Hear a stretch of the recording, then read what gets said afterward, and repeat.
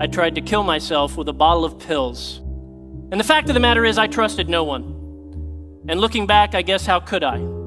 From the time my parents left me, to the time another foster kid raped me, to the time I was bullied so bad, I genuinely could not fathom a world where I could trust anybody. So fast forward, here I am, 14 years old, and entering my umpteenth foster home. I was a veteran at this whole sort of getting kicked out of one home, moved to the next. You meet these people who were like literally complete and total strangers 10 minutes ago, who are now apparently your mom and dad. You know, kids don't take candy from strangers, just move in with them. So I'm sitting in the van, in the driveway of this next home, and that's when I see Rodney. He's standing up there on the front porch, and immediately I notice, this is a large fella. He's 6'5", he's 350 pounds, and as a 14-year-old boy, I couldn't help but notice, when he's turned to the side like that, he's shaped like a lowercase b. It's amusing now, but in the moment it was tactical. Maybe that's how I could get kicked out of this home. Maybe I could get under his skin about his weight.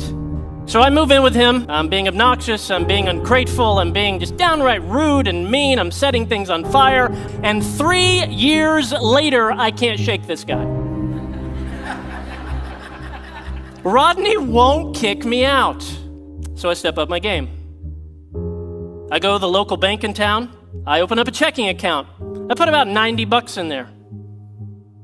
Then I proceed to write $10,000 worth of checks. Obviously, checks bouncing one after the next after the next. One check that bounced was for my car insurance.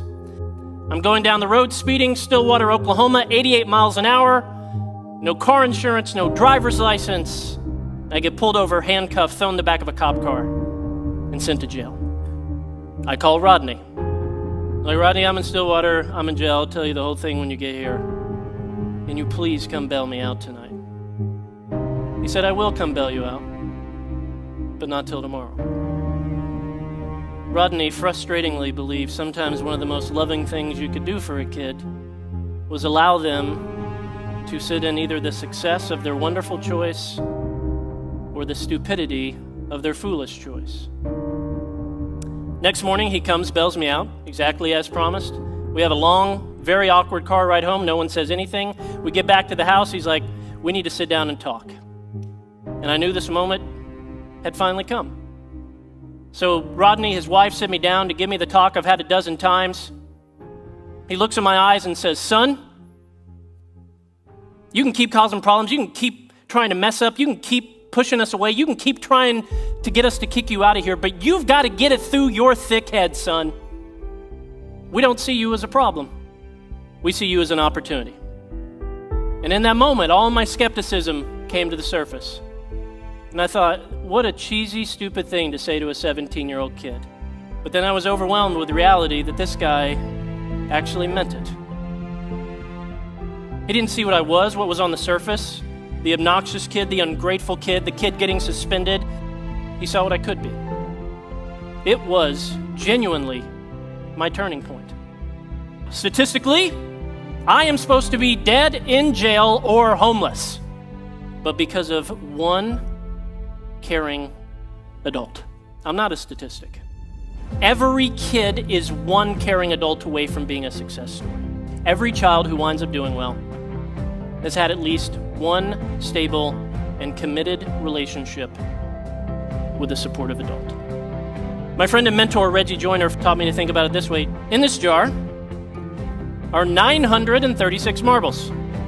Each one of these marbles represents a single week from the birth of a kid until that kid turns 18 years old. So, if you know a 9-year-old, you've only got 468 marbles, or weeks, however you want to look at it, remaining. You know a 16-year-old? You got 104 marbles remaining. Right here, we are looking at time. In fact, you're looking at all the time or all of the weeks you have left to influence this kid, or this kid before they turn 18 and begin making critical life decisions without your presence. The difference between a statistic and a success story is you.